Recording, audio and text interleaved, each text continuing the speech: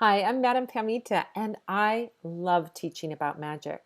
If you have a question about spells, the law of attraction, spirituality, witchcraft, Slavic folk magic, spirits, divination, you can join me on Sundays at the Live Magic Q&A where we record an episode of my podcast, Magic and the Law of Attraction, and then I answer your questions on anything mystical or magical live over Zoom.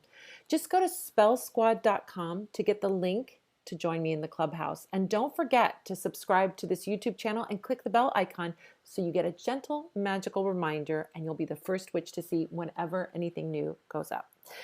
Here's a great tidbit from one of our past Q&As answering a really important spiritual question.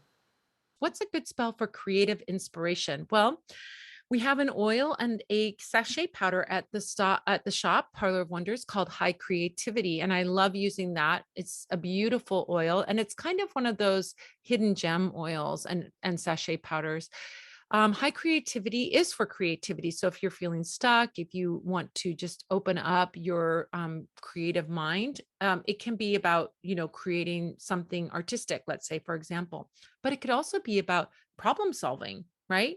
You can get into creative problem solving. So it doesn't have to be, you're creating a new dance or a new show or a new art, piece or, writing a book or anything like that. Yes, it can be used for those, but it can also be used for things like I got a problem here and I don't know what the solution is. And I use high creativity oil for creating solutions or coming up with inventive solutions. It can also be about inventing things.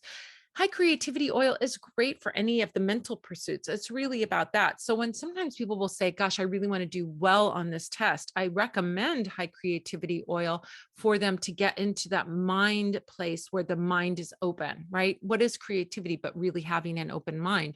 And so when you have a test, for example, you want to be able to access all parts of your brain, and high creativity oil really does that. It's just a beautiful oil, and I love working with it. And it's just one of those real hidden gems that we have at the Parlor of Wonders. People order it once in a while. It's not like a, bestseller oil, but not because it doesn't work, but because it's very specific. And then people don't know that they can use it for other things. They see creativity and think, oh, it's for artists, or that's for, painters or writers or singers or whatever, but it's for so much more than that.